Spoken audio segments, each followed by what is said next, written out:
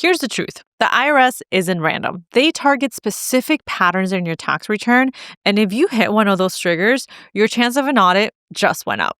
So today, I'm going to break down to you the exact things they look for so that you can legally go under the radar of the IRS. I'm Anna, a licensed CPA and tax strategist, and over the past several years, I've worked with entrepreneurs, real estate investors, and high net income earners to legally save them millions of dollars in tax savings while defending them in audits that they probably should have never been in the first place. After successfully defending clients against the IRS, I realized that they don't go after the billionaires. They come after those business owners who are the backbone of America. And what makes a successful audit?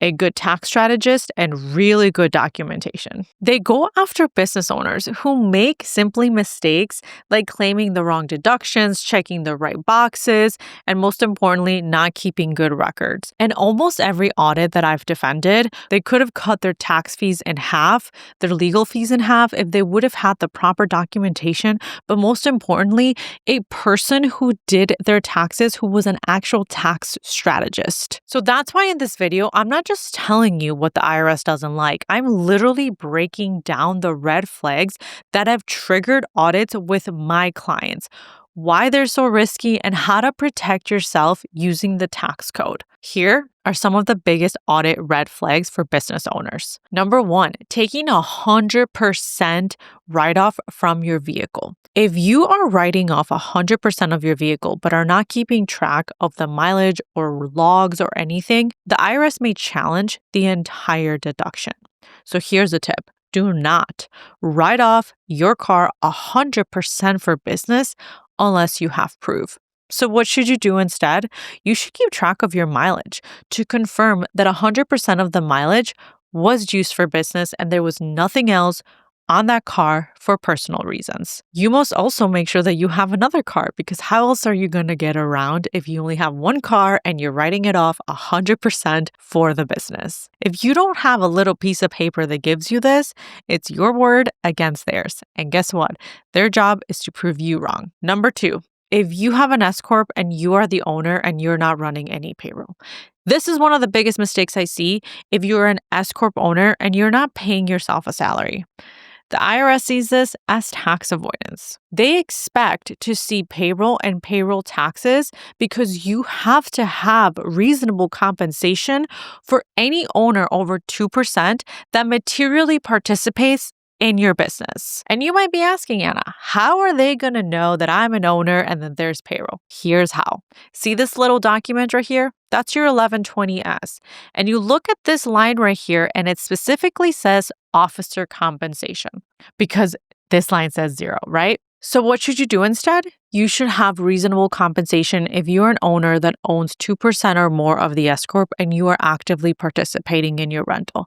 What they do not want to see is a business running at a net income of $400,000, no payroll, and all the money you've taken is in draws. What can happen? They'll have an audit. They will reclassify all those draws, not only subject you to probably self-employment tax, which is 15.3%, they will close down your Escorp and you will be forced to not only pay penalties and interest and all that money, but you will no longer be able to file as an Escorp, which sucks because you will then pay 15.3% for a long time in any net earnings. So what should you do instead?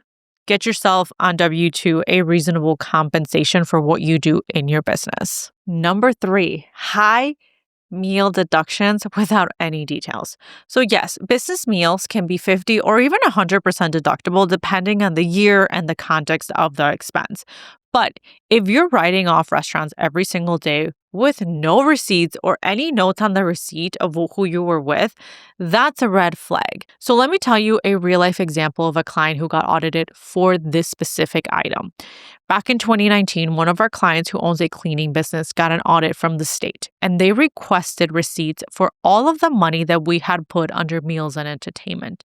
So yes, the client had to go back and dig up all of the receipts that we claimed as meals and entertainment. Now, unfortunately, she did not have all of the receipts, so some of them were disqualified. What was the worst that happened? Instead of having, let's say, $30,000 of meals and entertainment expense, maybe they just had $25,000 $1,000 instead of the whole 30 because there was no way to prove the full $30,000. So what should you do instead? You want to make sure that you keep the receipt and include the what, the where, and why on the receipt. And then you can take it to your bookkeeper. Here's a pro tip. Create a Gmail account specifically for receipts. Take a picture of the receipt and send it to the Gmail account that in case of an audit, all you have to do is Google your Gmail account and you will have that receipt in case of an audit. Number 4, claiming real estate professional status without having the time log. Claiming real estate professional status, you guys, is a big red flag.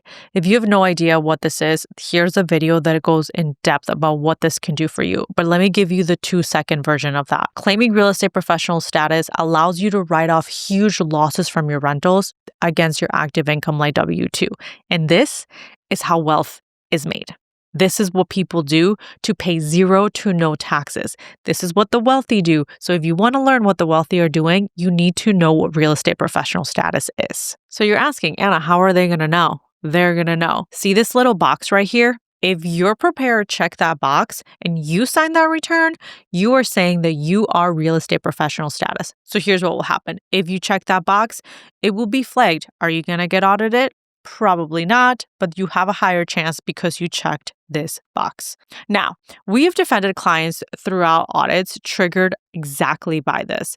And while we've successfully won those cases, they are long, expensive, and very stressful.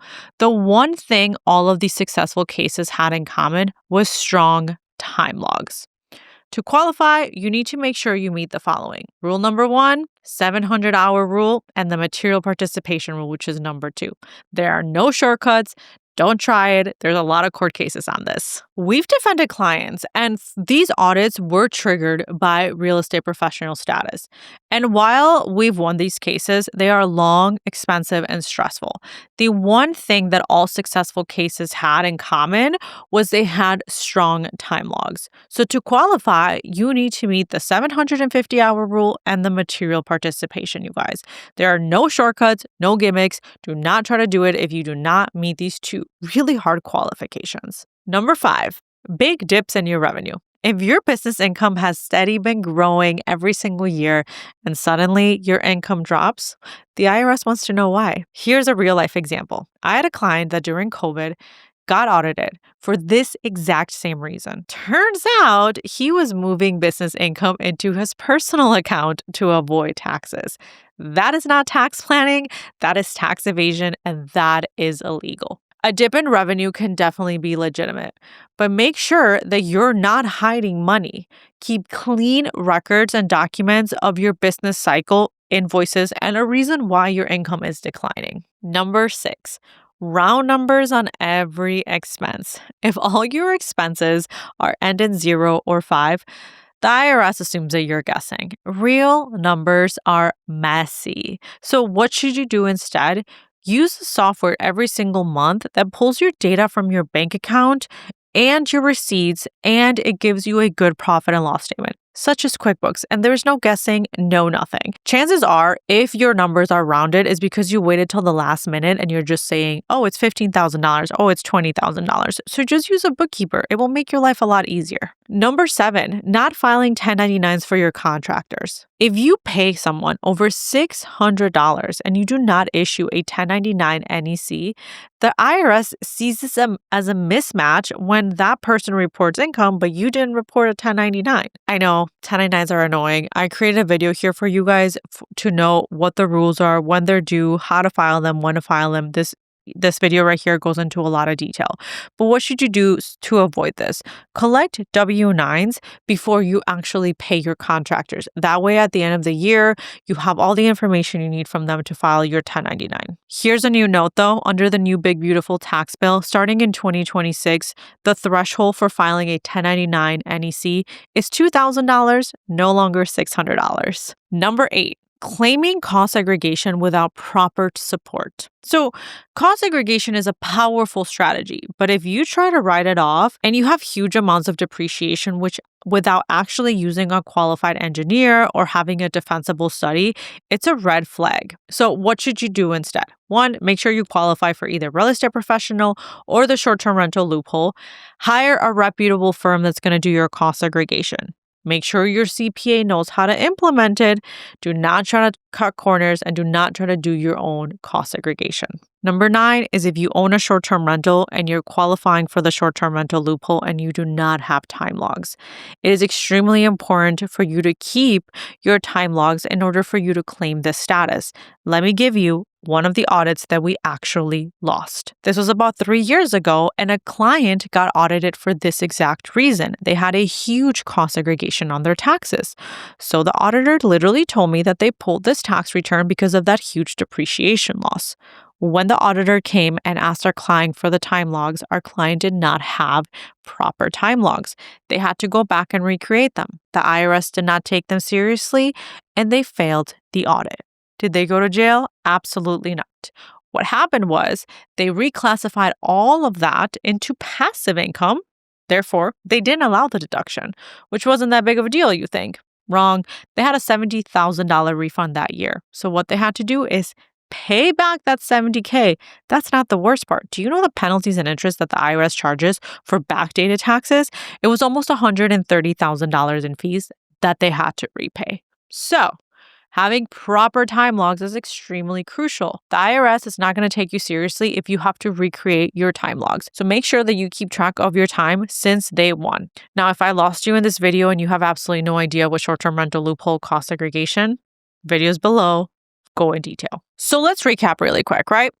The IRS is watching for the following: 100% write-off of your car with no records of proving 100% use of that car. Escorps with no payroll. Meals without proper documentation. Real estate professional status with no time logs. Sudden revenue drops with no explanation. Perfectly round numbers on your tax return as expenses. Contractor payments with no 1099s. Aggressive depreciation with cost segregation. And finally, no time logs for your short-term rental loophole strategy. If you're doing any of these, it doesn't mean that you're in trouble, but it does mean that it's time to clean up your act before the IRS comes in and starts asking questions. Here's the thing. Most business owners pay the IRS more than they need to. If you don't want to be one of them, hit subscribe. I drop weekly tax strategies to help you build wealth the legal way. Again, this is for educational purposes only. Do not take this as tax advice, okay? Thanks for watching, y'all, and I'll see you in our next video.